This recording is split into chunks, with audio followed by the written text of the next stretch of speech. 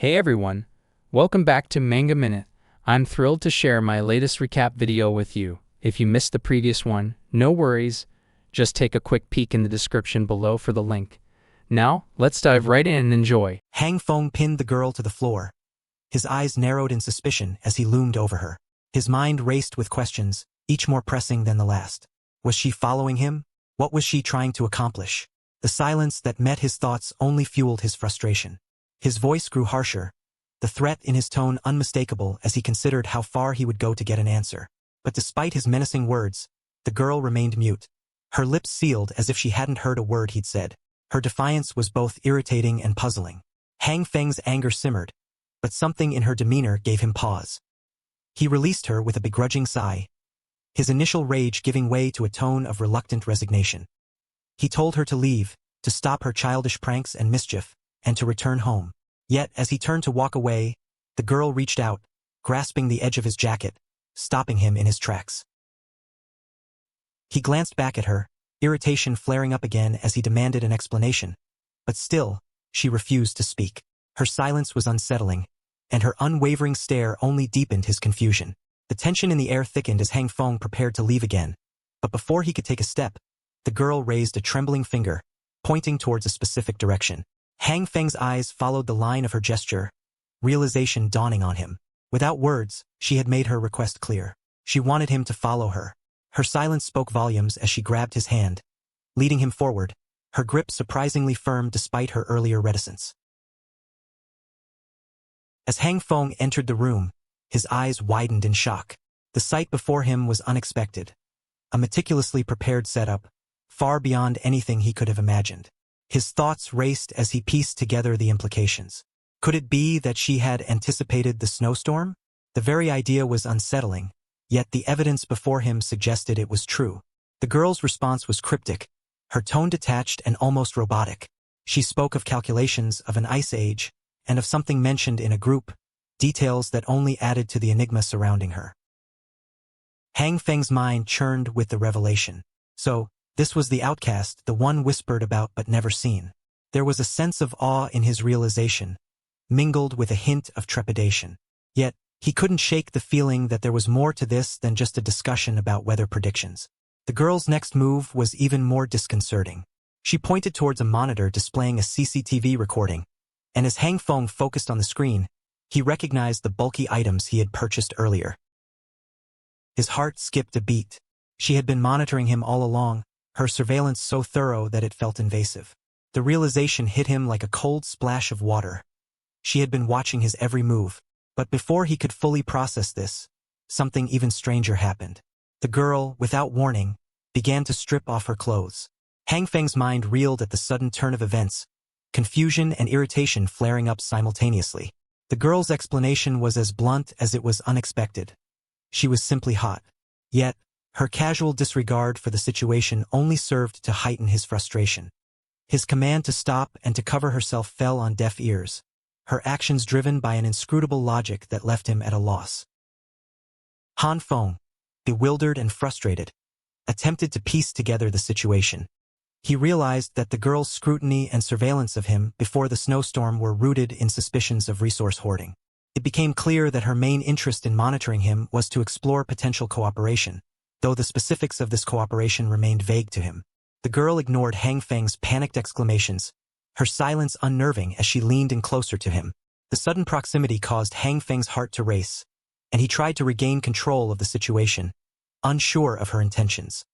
Before he could react further, the girl reached beneath him, pulling out a large box. Her request was simple yet unexpected. She wanted him to teach her how to use a generator. Hang Feng, caught off guard but relieved that her focus was practical, quickly explained the workings of the generator. He walked her through the process, making sure she understood each step. Once he was satisfied that she grasped the basics, he asked if there was anything else she needed. Without a word, the girl pointed towards a water heater. Hang Feng proceeded to explain how to adjust it for hot water, emphasizing the importance of closing the valve once she was done. His instructions were clear and concise, hoping she would follow them precisely. As he moved around the room, Hang Feng noticed raw meat lying out in the open. Frustration bubbled up as he told her to put it in the freezer, reminding her to remove the packaging first. His voice rose in exasperation as he urged her to stop staring and help him with the tasks at hand. Hang Feng's tone became more urgent as he showed her how to set up the stove, stressing the importance of safety when connecting the gas. He demonstrated the procedure carefully, making sure she understood the risks involved. Then, shifting to the topic of cooking, he explained how to check if the rice was done, pointing out that the green light indicated it was ready.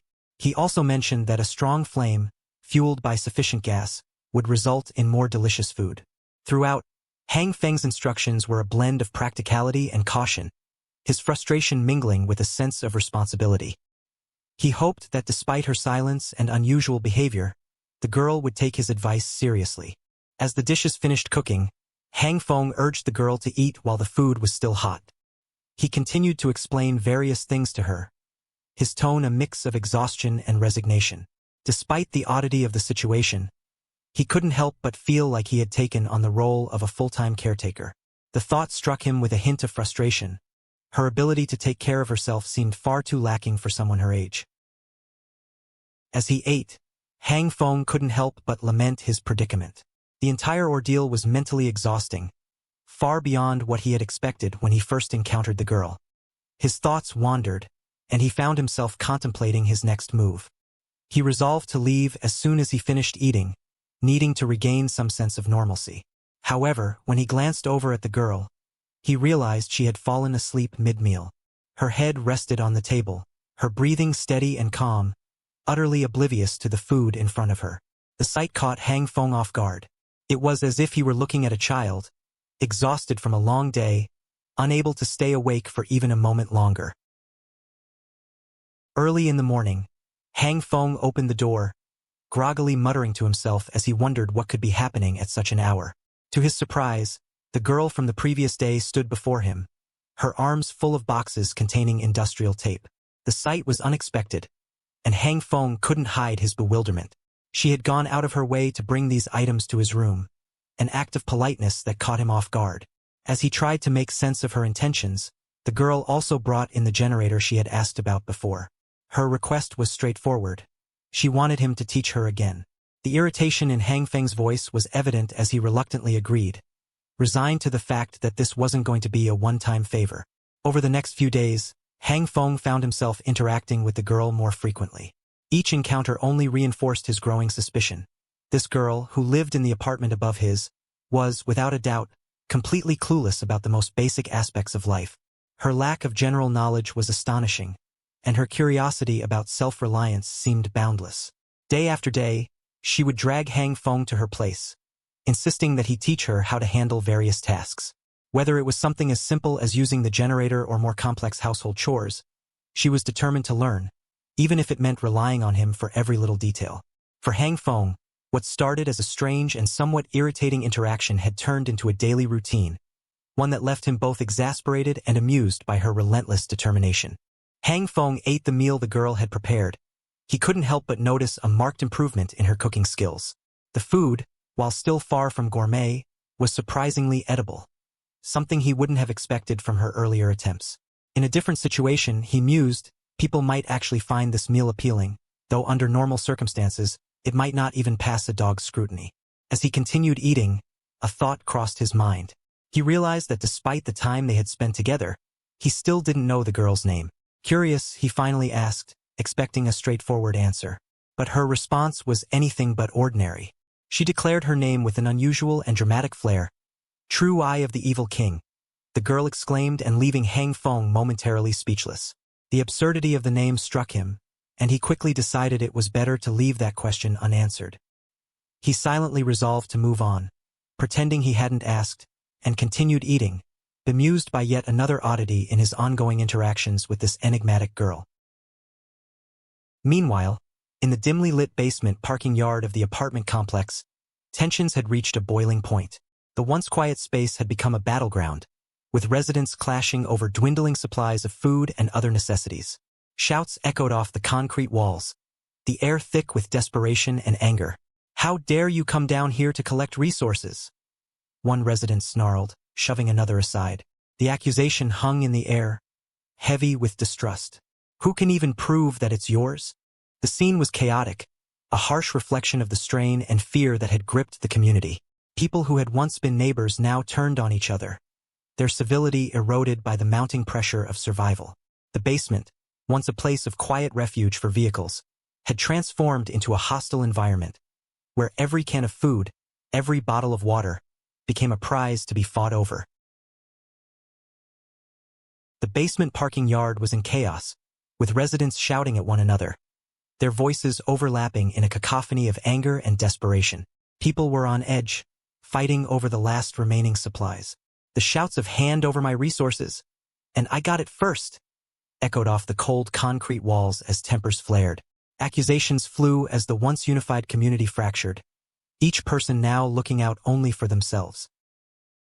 Amidst the turmoil, a voice cut through the noise. Jiang Shueyo, holding a loudspeaker, tried to restore some semblance of order. He pointed out the absurdity of the situation, reminding everyone how ridiculous it was to be fighting to the death over the few resources that remained. But his attempt at reasoning was met with bitter retorts. Some in the crowd lashed out, blaming him for the idea of donating their resources in the first place, which had left them with little more than a packet of instant noodles every few days. Jiang Shueyo continued to speak, his tone growing more resolute. He laid bare the grim reality. They were fighting over scraps because the resources distributed had run out, forcing them into this desperate situation. He mocked the absurdity of it all, pointing out that those who had hoarded resources and driven up prices were the ones profiting from the disaster. These people had turned a few dollars' worth of bread into a small fortune, auctioning off even the smallest pieces to bleed the others dry. As Jiang Shueyo spoke, a shift began to take hold among the crowd. Murmurs of agreement spread, resentment simmering just below the surface. He had struck a chord, reminding them of the injustice they faced. The wealthy had hoarded their resources, leaving the rest to starve, and now, anger was replacing desperation. The people began to rally around his words, their anger turning outward toward those who had profited from their misery. In the midst of the growing unrest, Li Zi observed the scene with a sinking feeling. The crowd had been pushed to the brink, and now, with their fury ignited, something big and dangerous was on the horizon. The situation was spiraling out of control, and it was clear that a storm was about to break. Hang Feng checked his phone, and a series of urgent messages flooded in. It was Brother Li, and the contents of the messages made Hang Feng's heart sink. Li Zi warned him of the growing chaos in the building. People had gone mad, driven by desperation to the point of raiding others for resources. Jiang Shueyo, the instigator, had rallied the residents, inciting them to go door to door, prying open locks, and seizing whatever supplies they could find. Armed and dangerous, the mob was moving with a terrifying sense of purpose. The gravity of the situation hit Hang Feng hard as he read the messages. The need to defend himself became paramount. He quickly assessed his options, knowing that confrontation was inevitable. The thought of facing an organized mob of his own neighbors, crazed and desperate, filled him with dread. He had 2 guns brought along in case of a crisis, but now he realized just how dire the situation had become. If his resources were discovered, there would be no reasoning with the mob. They would tear him apart, leaving nothing but bones. Steeling himself for what was to come, Hang Feng began preparing his room for defense. He hadn't anticipated things escalating to this level, but now survival depended on his ability to withstand the coming storm. Every precaution had to be taken, every defense strengthened. The world outside his door had transformed into a battlefield, and Hang Feng knew he had to be ready for whatever came next. Hang Feng stood by the window, his gaze fixed on the snowstorm raging outside. The howling winds and relentless snowfall created an impenetrable barrier between the apartment and the rest of the world. As he stared into the bleak whiteness, he couldn't shake the ominous thoughts swirling in his mind. The combination of the snowstorm and the residents' desperate efforts to keep warm had strained the power grid to its breaking point. A power failure was inevitable, and with the accumulation of snow and plummeting temperatures, any attempt at outside maintenance was impossible. The realization settled in, cold and heavy. This power failure, coupled with the loss of communication signals, might not just be a temporary inconvenience, it could be permanent. As the days stretched on without power, the residents would slowly come to understand the gravity of their situation. The panic that was already brewing would only intensify, driving them to more extreme measures as the reality of their isolation sank in. Hang Feng knew that once the residents realized the power was never coming back, The fragile order that remained would collapse entirely. The chaos and desperation he had witnessed so far were just the beginning. The true nightmare would unfold when everyone grasped the permanence of their situation. That's when the panic would turn into outright rebellion, and survival would become a brutal daily struggle. He could see it clearly. When the last vestiges of hope faded, the real hell would begin. A man sat comfortably, basking in the satisfaction of his recent business dealings. He had boasted in the group chat about his willingness to buy all available resources at 50 times the market price. The desperate residents had eagerly sold their supplies to him, and he had spent a staggering $500,000 acquiring everything he could. Taking advantage of the situation, he had even auctioned off some of these resources at exorbitant prices, making a considerable profit. He relished the success of his strategy, feeling validated in his decision to hoard resources. Nearby, Hyona enjoyed a meal, savoring food she had been unable to acquire due to the disaster. Her contentment was evident as she ate. Suddenly, the tranquility was disrupted by a commotion outside the room. The sounds of people arguing and shouting grew louder, and the man's attention was drawn to the noise. Curiosity and concern made him rise from his seat. The ruckus outside was unmistakably intense, with the sounds of tools being brought in and the urgency in the voices carrying through the walls. The man's unease grew as he heard someone outside mention his name and his role in driving up prices through the group chat. The door to his room was subjected to a series of violent bangs, the noise escalating as if someone were trying to force it open. Panic gripped the man as he realized the nature of the intruder's intentions. The door finally gave way under the relentless assault, and the man was met with the sight of a mob storming into his room. Their purpose was clear. They were here to seize the resources he had accumulated, driven by the same desperation and anger that had fueled the unrest across the building.